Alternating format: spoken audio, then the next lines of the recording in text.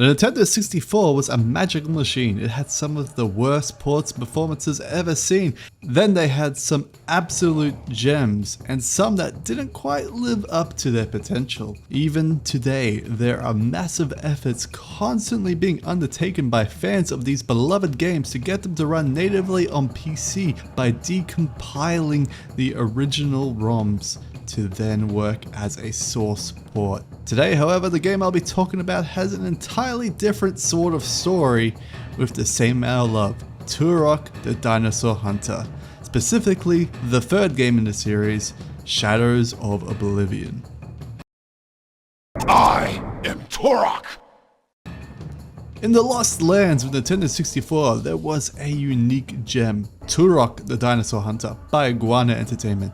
To better understand its sequel, Turok Shadows of Oblivion, I want to read to you some excerpts from an old internet article that's no longer available to us. You could say it was lost to the lost lands of the internet, but through the Wayback Machine we can access this article to shed some light on the development of these games. The Turok concept first appeared in a one-shot published by Dell Comics in 1954 before receiving its own series, Turok: Sons of Stone. A decade later, the Turok character was revived by Valiant Comics, receiving a full series titled Turok Dinosaur Hunter in 1993. Here, Turok was rewritten from a prehistoric adventure title into a futuristic alien dimension where Turok fought against Binosaurs. Acclaim Entertainment then bought Valiant Comics in 1994, renaming them to Acclaim Comics. This is the origin of the titular title character Turok, who would later take the video game world by storm in 1997 on the Nintendo 64, led by the relatively inexperienced developer David Dinesbuyer. For his story, we need to examine the studio formerly known as Igunana Entertainment and then Acclaim Studios Austin. This studio was formed in 1991 by Jeff Spangenberg in Santa Clara, California. However, office space in California was a bit too expensive, and through a group decision, the team decided to move to Austin, Texas after shipping their first game, Aero the Acrobat. The mascot and name of the studio was decided by Spangenberg after his two pet iguanas, Spike and Killer. A lot of the original members came from the punk development team from Razorsoft, who put various games onto the Sega Genesis like Technocop. In December 21, 1994, Acclaim acquired Igunana Entertainment, with the deal completing in 1995. Around this time, an eager developer, David Dinesbuyer, just first joined the reptilian ranks of Igunana Entertainment. Dinesbuyer responded to this recruitment ad by sending in some original game concepts which he illustrated. What caught the creative director's eye was that he didn't just send in drawings, he had notes written up about how the story and enemies moved and worked. He was hired as a designer, and after working for several months on other projects was called into the president's office. I was told they were going to make me the project manager on their own title. I was a bit shocked since I had no experience at all, and when I mentioned this, they said something to the effect of, "You're a smart guy, you'll figure it out." I was told an arrangement had been made for Acclaim to do an exclusive title for the new Nintendo Entertainment System, and the decision was made to base it on the Turok property, which was cool because I had read the Turok comics as a kid. Next, I just had to figure out what the game was going to be about. First-person shooters were really coming into the fold. I mean, big time. Doom 2 had already been released. Quake had not quite been released. You know, people were playing Duke Nukem 3D. You know, all these first-person shooters were becoming just absolutely the genre to have on the PC. Work on Turok Dinosaur Hunter began in 1995 in a development cycle that would span 16 short months. Although the project initially consisted of just Dinesbuyer, he was soon joined by other creative talents like the artist Alan Johnson, who had been working on the Batman Forever arcade game as a character artist. The team were also facing challenges of developing for an unreleased console that was shrouded in mystery. Dinesbuyer described the N64 early impressions as lukewarm storm because Nintendo was sticking to cartridges and they didn't know what to expect from Nintendo 64 in terms of sales. This led to the development of Turok being somewhat of a moving target. The estimates of how many polygons the system could push would often fluctuate month to month, which led to the game having been reworked more than once as the system got closer to completion. Dinesbar would further describe it as a trial by fire experience for the entire team. What we had just around the corner was a generation of gaming consoles that were now three-dimensional machines. They were designed to create 3D world. Their fears and doubts would be put to rest at a public demonstration of the game at E3 in 1996, an event that Dinesbar confessed as being one of his fondest memories in video games. I had a little television set to demo the game. On the first day of the show, there wasn't any big fanfare about Turok, no massive signs or banners, and no indication that it was a flagship game for Acclaim. But we knew we were onto something big from the get-go. So during that first day, I fired up the demo after demo for anyone who showed any interest, and word got out and people needed to see Turok. Dinesbar described how this meant making some difficult compromises. Turok became a huge priority for Acclaim after initial E3 showing, but since the team was so junior, none of us had ever really made an FPS before, and we were really struggling to get everything in that we wanted to. We had to nix the brachiosaurs that were meant to be lumbering through the treetop villages, we nixed any semblance of story, and nixed certain character animations, which meant some of the more awesome raptor mauling went unseen. But such is the way of game development. One aspect that didn't get nixed was the open-ended level design. The finished game flowed effectively between jungles, tombs, and ruins before culminating in the Lost Lands and giant fortress full of alien technology. 3 days after the release of the Nintendo 64, Turok Dinosaur Hunter would hit store shelves as a launch title in March of 1997. After Turok's release in 1997, work immediately began on the sequel, Turok 2 Seeds of Evil, where the team added many innovations to the engine.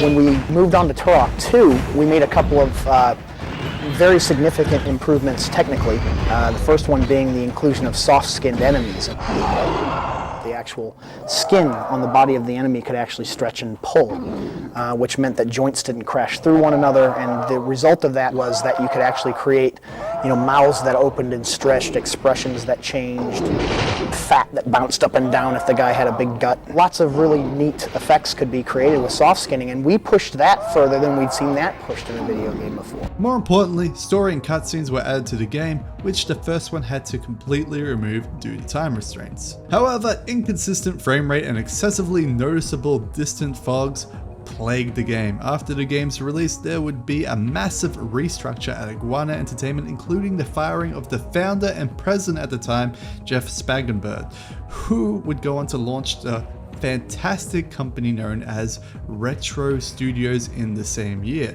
They would go on to develop the Metroid Prime series for Nintendo Entertainment.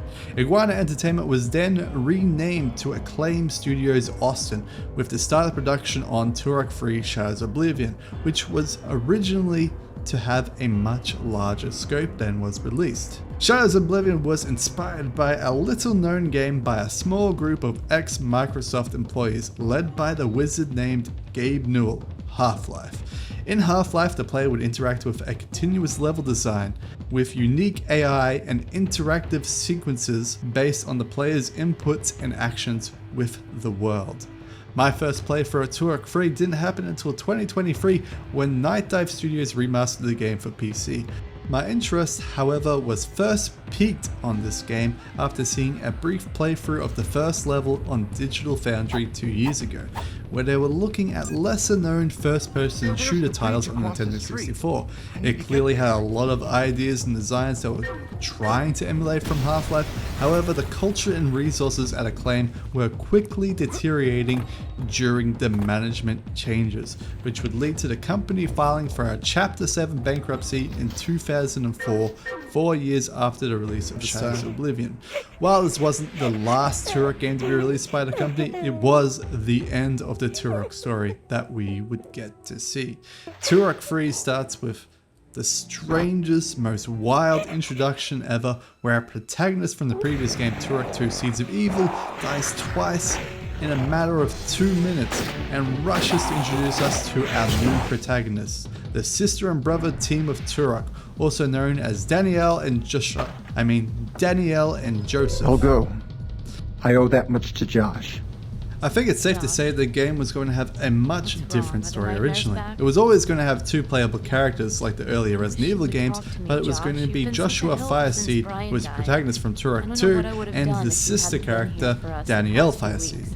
However, the story rewrites to make the game within the constrained time frame led to a new brother character being shoehorned into the game. In the original design of the game, there was going to be a 2-player co-op campaign where players would play as both of the characters at the same time.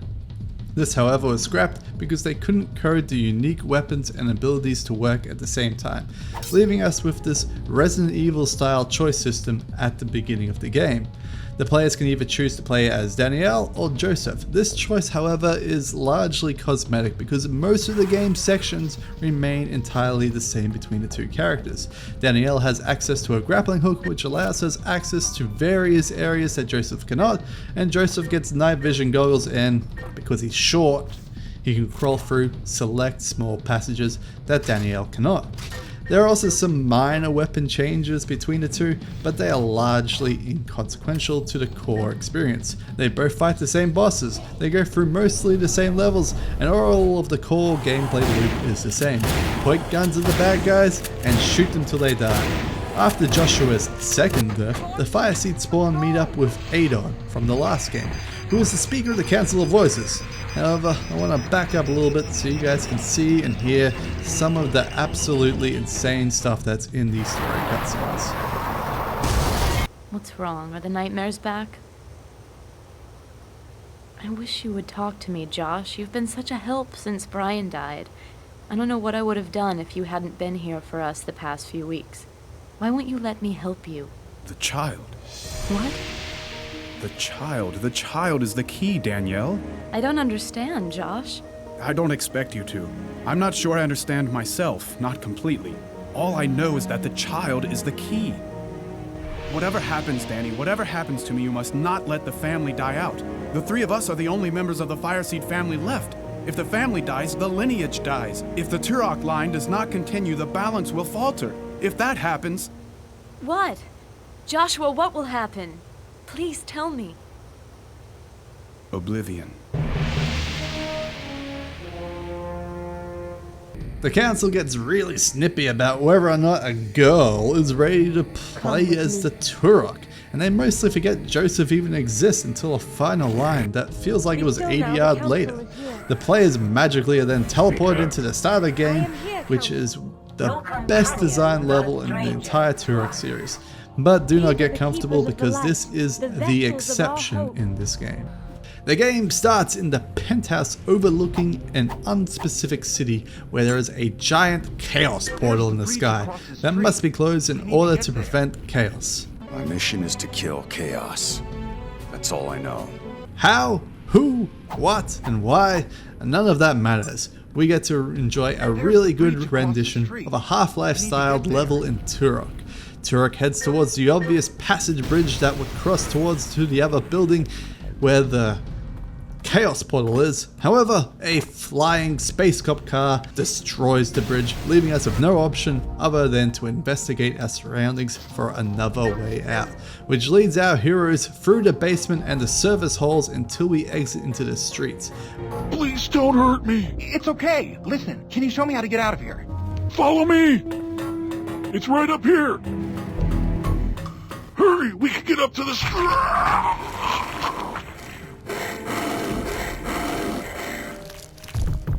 Where we meet up with the corrupt police. Or are they not corrupt police? The game is very vague on this point, and a few other questionable loyalty sections later on.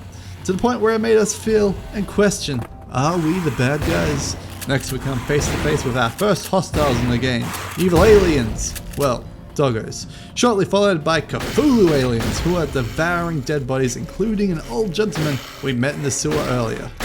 Of the various things and stuff, we find ourselves on top a rooftop where we get our first section of the game that is different based upon who we picked. Most of these sections of the game are not that fleshed out. However, this first one is quite well done. It usually just devolves into going left or right on a specific hallway. If we are playing as Danielle, we can hit the high road by using the grappling hook, which is all about finding blue orbs and shooting them to head in that direction. If we are playing as Joseph instead, we get to fall into an amusement and avoid a laser maze. Both end up on the street on the other side where the gameplay converges yet again. As I said before, this is the only meaningful time this mechanic gets used to any effect. Most of the rest of the game is just a choice of right or left, based on the character choice at the start of the game, and immediately returns to the critical path for either player. They clearly realized that even this compromised version of the choice was not possible to be done under the time constraints the developers had when making this game, and just left this one in there because they already did the hard work. We then head to the showstopper moment of the game, where we are supposed to see the police fighting the alien invasion while we avoid taking damage from either side. This is meant to mimic a lot of the moments in Half-Life when similar situations would happen. We could see Barney off in the hallway holding up a bunch of headcrabs by himself, or the army would be in direct conflict with the Xen invasion. However, in Turok 3, it all instantly falls flat because of the limitations of the amount of actors the game can load at any one time and the lack of performance to write detailed AI behaviors for these antagonists to fight each other. Instead, they all just target the player, and it feels like both the police and aliens are trying to stop the Fireseed siblings together. Whose side are these guys on anyway? After crossing the conflict zone, we end up in a sewer where we get our first optional part of the super weapon. This has been a running shtick since Turok 1, where you collect parts for a super weapon throughout the game to use in the final few levels of the game. In this game it is the PSG, the Proton something gun. I didn't manage to collect them all in my first playthrough, but when I did my second playthrough to see how different the two Fireseed siblings are from each other, I did. And it's a very cool effect where it sucks in all the geometry and the player and the enemies to a singular location and then explodes, damaging all hostiles in the area. While this weapon is incredibly cool, it is largely ineffective at killing anything because of the large delay between firing and any damage taking place, during which all the enemies and the player are sucked to a single point and the enemies can still damage the player. Underwhelming to say the least. We then end up in a subway tube where we have to dodge various trains coming from both directions. This sequence could be rather well done if the trains weren't moving slower than me after stuffing my face on Christmas food and sweets. At the end of the subway, we enter a train that suddenly loses control, giving us our first action time sequence. Quick! We must stop the train before it hits the blockage in the tube.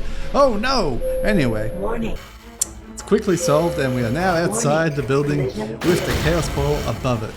All of this to walk 10 feet from where the game started. At the top of this building, we meet face to tentacle with our first boss, Space Cop.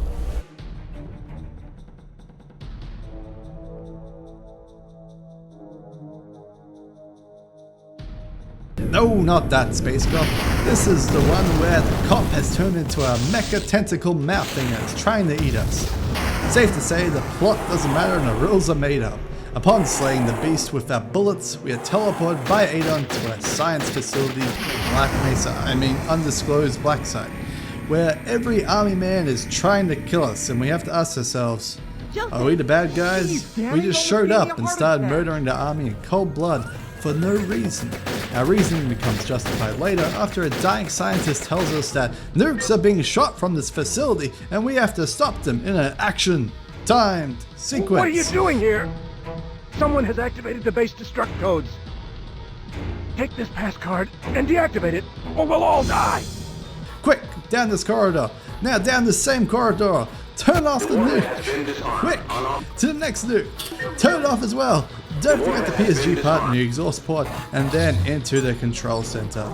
And the day has been saved, yet again, thanks to the Stone Tribe. Through our cunning, and not just the game moving to the next section. The main elevator is now available to use. We can head deeper into the black side, or should I say, dark side. Get it? Because the hangar is dark. They called it the dark hangar. Yeah, I wasn't really impressed by Chiba, to be honest. They didn't even follow through with the pun. When you turn the lights on, they don't call it the light hangar. The cowards. Deeper and deeper in the dark side we go until we are so deep we're underwater. Now look at these 2D fish swimming around. Oh no! One of them have mutated into the next tentacle boss. Ixiphilis. Shoot it with bullets, then even more bullets, then drop the sub on it. Splat! What is this at the bottom of this black site? It is a statue of a boy. Could this be the chosen one? The real Turok? Who will save the world? And why is it broken? All these questions and more after this ad time. I don't really have any ads, I just sort of wrote ad time.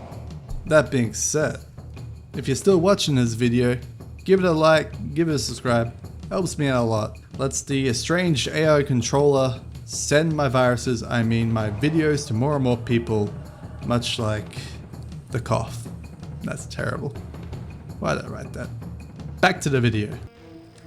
Our intrepid heroes find themselves in the Lost Worlds, which is the dimension between dimensions. That's like that one planet in Thor Ragnarok, where all the creatures throughout time and space end up just trash on this place.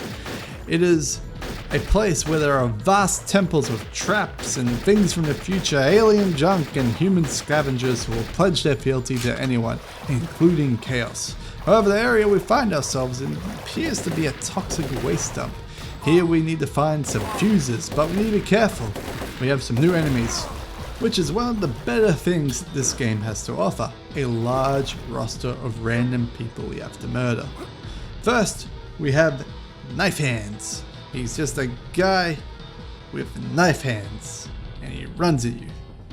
Then we have Cyborg with a gun, and then Cyborg with 2 heads and a gun. Ooh, spooky. And finally, the all-important dinosaurs makes an appearance. We have raptors from the classic first game. We have smaller raptors, okay, that's kind of the same, but sure. And lastly, a big doomsday-looking dinosaur. Okay, these guys are kind of just bullet sponges. After this, we get the fuses, bing bang boom, and the power's back on, allowing us to open the floodgates and escape through the convenient hole the Red Baron crashed into. What's this? A temple. It's quite fancy. It has lavish architecture. I could see myself settling down here, roasting some kippers by the fire. Very nice. If it wasn't for this dang trash shrimp below constantly waking me up at night. This is the next boss, the officer. Now this boss is different from the other bosses. As much as you blast and blast, it doesn't seem to die. It just keeps coming back up for more trash. But what's this? On the wall near each of these pits? Why, it's a button. If we can scare the shrimp into its hole, it can no longer show its grabby face after we close it down on top of it. Repeat this 4 times and head to the center and kill it final time. Hooray! The battle is won. A reward, an exit. Let's see where it leads. Why, it leads us back to the first game. Yes, the very same area our favorite Turok Tau set started from in Turok Dinosaur Hunter way back in 1997. Oh, such memories, good times, and giant T-Rexes with laser eyes.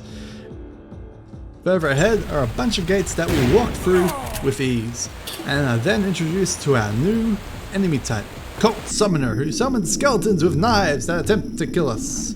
A final boss is defending the last gate, Warlord. This guy also cannot be killed by conventional means. If you shoot him, his life will return by yelling. What we need to do is get him to stand on this very obvious trapdoor and drop him in the fire pit below. Now that is what I call a spit roast. Grabbing the key from his body, we can now head into the Temple of the Damned. Inside this temple is a strange new thing. Could this be the creature in charge? We kill him and the cult blow-darting friends. We can bug out and shoot blow darts faster than most machine guns. Inside this temple is a lava cave. What do you find in a lava cave? Why, lava and lava-based creatures, of course. It comes with a fun new ride, air pressure, that pushes you up very high and sometimes to your death. Massacre the children and their queen, and you are the hero. Now back to the temple, the top of which is our 4th PSG part. The 3rd one, by the way, was way back in the dam. After you fill it with water, you can backtrack and find the third piece in a place you couldn't get to before. With the Queen's crown jewels in hand, we can open the bridge to enter the Chaos Temple.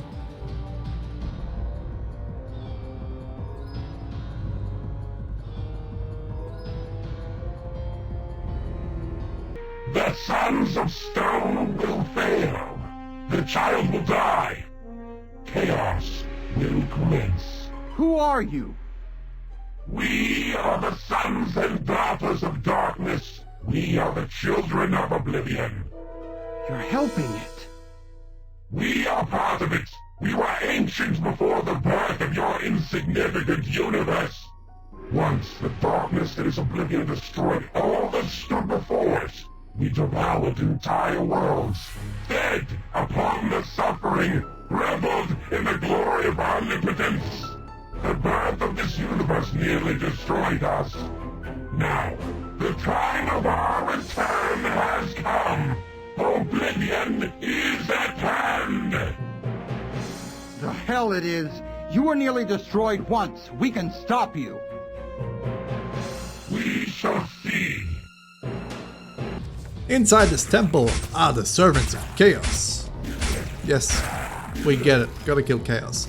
But these Chaos servants warn us that we will die. Blah blah blah. These symbols, though, what do they mean? Deeper into the temple is a portal that will take us to the Chaos's home base. We finally meet the monsters who killed our poor brother Joshua at the start of the game. And hopefully we can save the Child of Destiny. This last section devolves completely and we end up running here and there and everywhere. Oh, look at that, it's the final PSG part until we get to a room with the child. Is this the Child of Destiny? We have done it. The day is saved, hooray! There now, you're safe. Danielle, stop!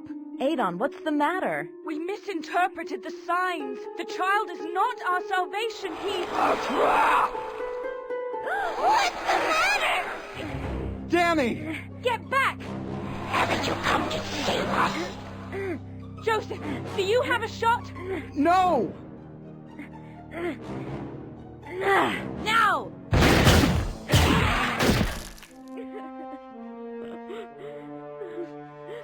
Is it dead? Danielle, get away from there! Danny, get back! It's too late! The rebels come here to die. Pain! Suffering! Chaos! Oblivion is at hand! The plot twist. The child was actually the leader of Chaos. He is in fact the Shadow of Oblivion. You see, the boss's name is Oblivion and the game is called Shadow of Oblivion. You get it. You're all smart kids. However, this boss doesn't take any damage no matter how much we blast him with guns. What could be his weakness? Could it possibly be this differently colored part compared to the rest of his body? Pro gamer strats. If you have completed the PSG, you can fire it at Oblivion and it will send him into a stun state, allowing us to blast his ghoulies to Kingdom Come. Alright. Oblivion is defeated and the day is saved yet again.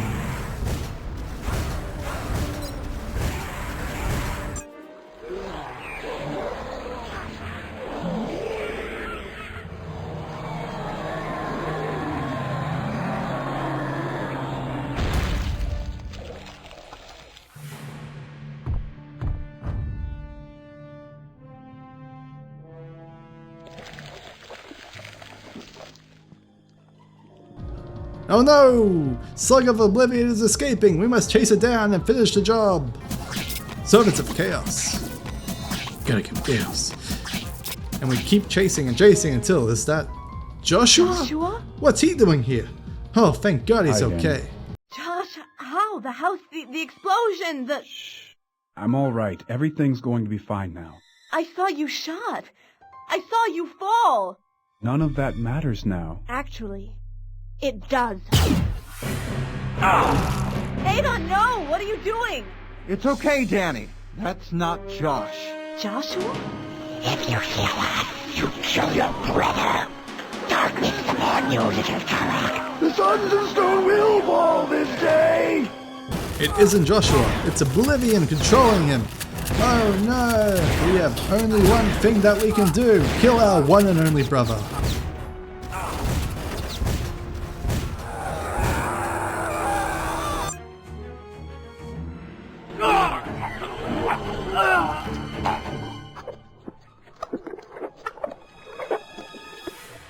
The energy held within these satchels, the energy of creation, nearly destroyed you once. Now we're gonna finish it. You took our brother. Now you go to hell!